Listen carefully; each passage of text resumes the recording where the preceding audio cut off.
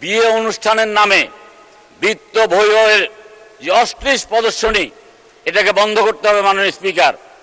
7 দিন 8 দিন 10 দিন 1 মাস আগে থেকে ক্যারিওগ্রাফার দিয়ে নৃত্য করে আপনার এই গায়ে হলুদ অনুষ্ঠানে, এটা ধর্মের সাথে সাংঘর্ষিক। মাননীয় স্পিকার, বিসমিল্লাহির রহমানির রহিম। মাননীয় স্পিকার, আপনাকে ধন্যবাদ।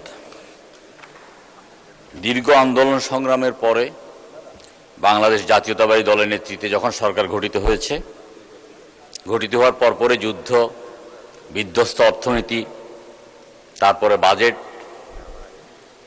কিছুটা তো টেনশনে ছিলাম, কি জানি বাজেট দেয়। ছাত্র জীবন থেকে বাজেটের প্রতি একটা আলাদা লক্ষ্য থাকতো, বাজেটের পক্ষে বিপক্ষে বক্তব্য রাখতাম।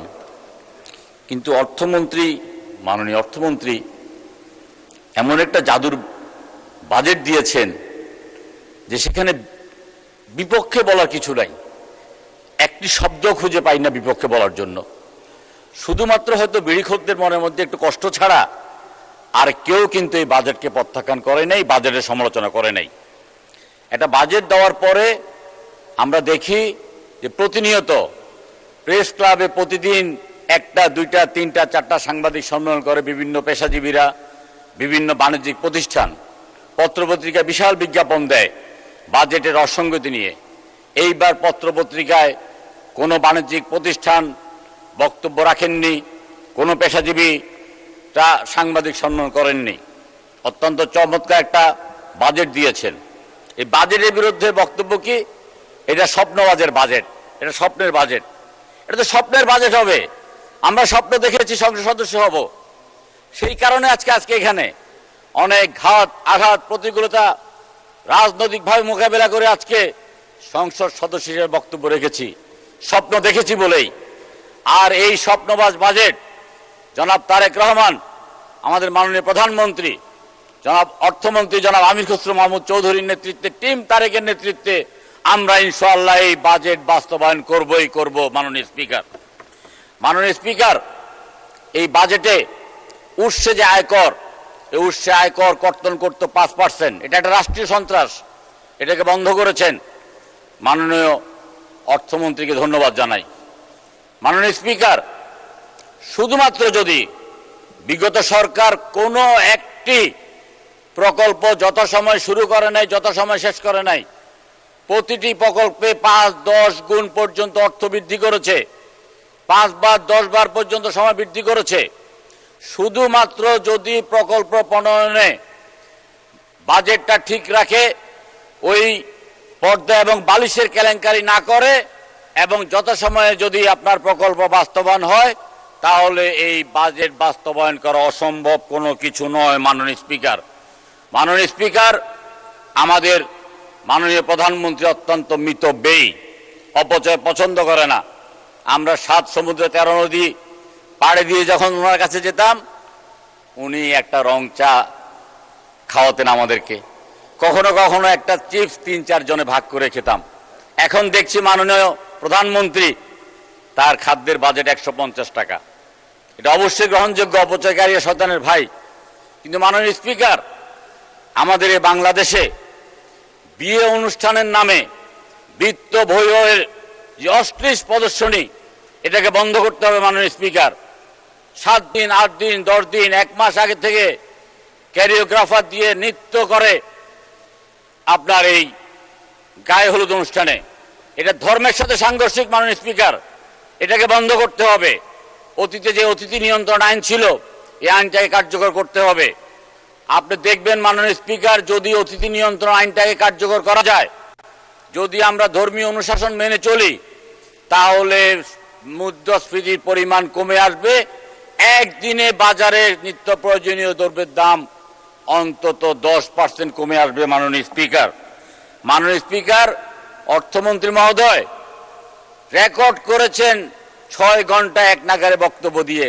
এই বাজেটের উপর মাত্র এই কয়েক মিনিট কথা বলে আমরা আমাদের তৃপ্তি পাচ্ছি না বা কথা বলতে পারছি না।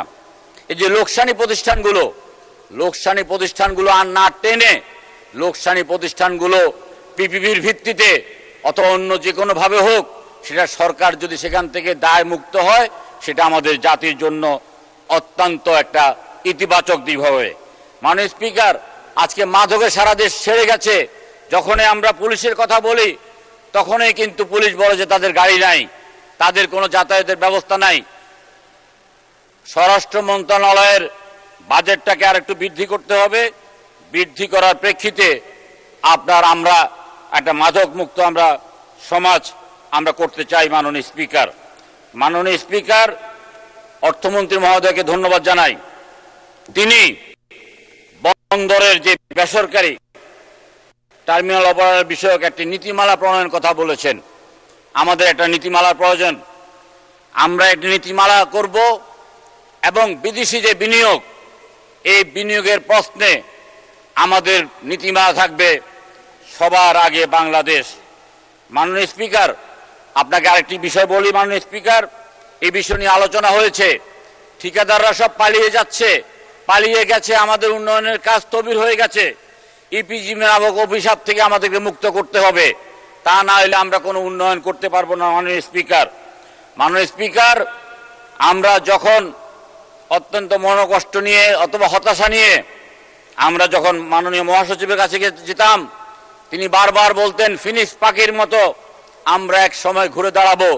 তিনি বলতেন, ওরে বিহঙ্গ মোর এখনই অন্ধ, বন্ধ করো না পাখা। মাননীয় স্পিকার, আমার রামগঞ্জে পানির জন্য হাহাকার। মহাসচিব যিনি এলজিডি মন্ত্রীর দায়িত্বে আছেন, তার প্রতি একটা অনুরোধ করব, তিনি যেন রামগঞ্জ পৌরসভা চিরে একটা ওভারহেড ট্যাঙ্ক নির্মাণ করার জন্য পদক্ষেপ দেন।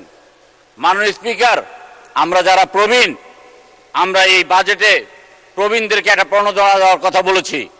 আমরা যারা যৌবনে, আমরা যারা সরকারকে পেশাজীবী হিসেবে, ব্যবসায়ী হিসেবে বিভিন্ন কর দিতাম, 65 বছর পরে আমাদেরকে যেন সরকারের পক্ষ থেকে, রাষ্ট্রের পক্ষ থেকে একটা প্রণোদনা দেয়। শুধুমাত্র রেলের টিকিট নয় মাননীয় স্পিকার, প্রবীণদেরকে সম্মান করতে হবে। আজকে প্রবীণদের জন্য ব্যাংক বলেন, আপনার স্বাস্থ্য খাতে বলেন, আলাদা লাইন, আলাদাভাবে তাদেরকে সম্মান করতে হবে। মাননীয় স্পিকার, আমরা যারা প্রবীণ, আমরা কিন্তু মোবাইল তেমন ব্যবহার করতে জানি না, রিসিভ করি, কথা বলি, ফেসবুকও তেমন চালাতে পারি না, কিন্তু হোয়াটসঅ্যাপটা একটু বুঝি। মাননীয় স্পিকার, আমরা হোয়াটসঅ্যাপে একটা মেসেজ দিই।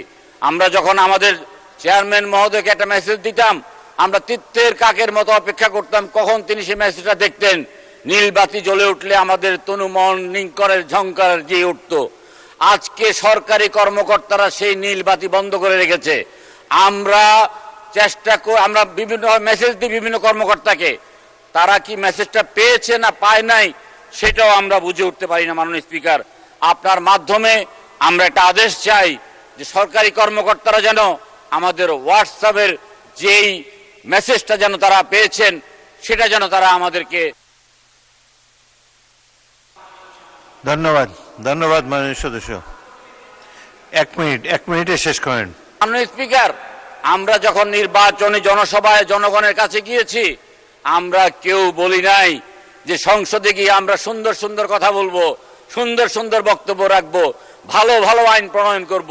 আমরা তো আইন প্রণয়তা মাননীয় স্পিকার, কিন্তু আমরা বলেছি যে আমরা রাস্তাঘাটের উন্নয়ন করব, আমরা নতুন নতুন শিক্ষা প্রতিষ্ঠান করব, আমরা জনগণের সেবাকে একদম জনগণের দোরগোড়ায় আনবো। আমার এলাকা লক্ষ্মীপুর, আমরা চাই হাজীগঞ্জ থেকে রামগঞ্জ হয়ে লক্ষ্মীপুর হয়ে চর আলেকজান্ডার পর্যন্ত একটা রেলপথ চাই, যাতে করে ভোলাবাসীও উপকৃত হয়। মাননীয় স্পিকার, আমরা চাই যে গরিপুর থেকে হাজীগঞ্জ পর্যন্ত 4 লেনের রাস্তাটা হোক। আমরা চাই আমাদের যে হাসপাতাল, এই হাসপাতালটা অচিরেই যেন 100 সুবিধা হয়। মাননীয় স্পিকার, শিক্ষা খাতে অনেক কিছু বলার আছে মাননীয় স্পিকার, বলতে পারছি না, ভবিষ্যতে যদি কখনো সুযোগ পাই আবার বলবো। মাননীয় স্পিকার, আপনাকে